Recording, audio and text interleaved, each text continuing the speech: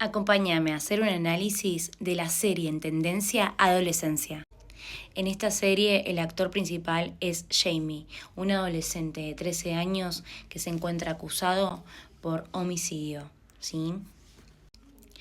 Mi parte favorita es cuando en el capítulo 3, casi al final, él está siendo tratado por una perito psicológica y casi sin darse cuenta confiesa que fue él el que estaba sobre la víctima con un cuchillo. Lo particular de esta serie es que al final, ¿sí?, cuando surge de repente una conversación entre los padres, papá y mamá de Jamie, empiezan a hacer un análisis y cuestionamientos acerca de la crianza y de qué hubiesen hecho si hubiesen podido hacer más por poder ayudar a que hoy Jamie no haya hecho lo que cometió, ¿no? Ese asesinato. También lo que es muy interesante es cómo perciben ellos la adolescencia o el adolescente, ¿no? Como comentan, mi hijo ingresa en la habitación desde que llega al colegio y no sale de allí en todo el día. Está todo el día con la computadora o con el celular y no hay comunicación, no lo ven. En donde la mamá se culpa y dice, la verdad, iba, golpeaba su puerta y él me decía que se iba a dormir, pero yo después veía las luces a la madrugada, que él seguía despierto. El papá también, ¿no? Hablando con ella sobre esto y diciendo, la verdad es que no podíamos ver, no podíamos controlarlo todo. Al principio a modo de negación, ¿no? A ver, no podíamos controlar qué ve, qué no ve todo el tiempo.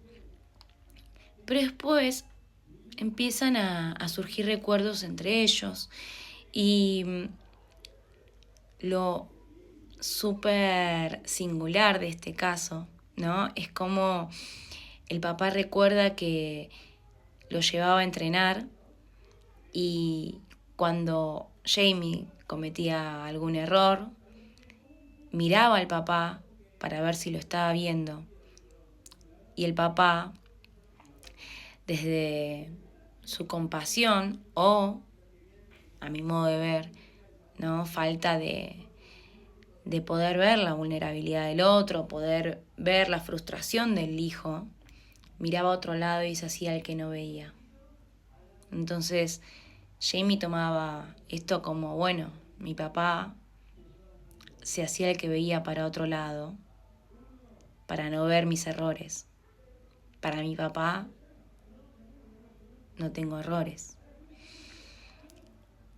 Lo particular también es que cuando comienza la serie, él llama al papá para que sea su adulto responsable en la investigación. Y cuando el papá le pregunta si fue o no el que cometió homicidio, ¿no? Él lo miró y le dijo, no, papá, créeme. Y el papá le creyó. Eligió creerle, ¿no? La verdad que podemos elegir o no, pero él eligió creerle. Y después vio los videos en donde sí se ve a Jamie siendo violento con la víctima. La verdad, hay como muchas maneras de ver esto, ¿no? Como la mamá también sosteniendo toda esta escena, diciéndole al papá, sos un excelente papá, no sos violento. El papá con un carácter bastante violento también. No pega, no llegó a pegarle a sus hijos, por lo que comenta Jamie, por lo que comenta el papá, pero sabemos hoy en día que la violencia no es solo el golpe, ¿no? Son las amenazas, son los gritos, son las formas, ¿no?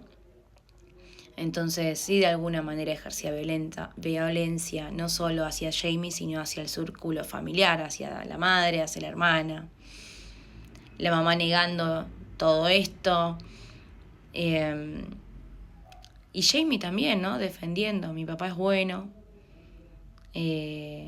Claro, su papá le cree, entonces para él es bueno.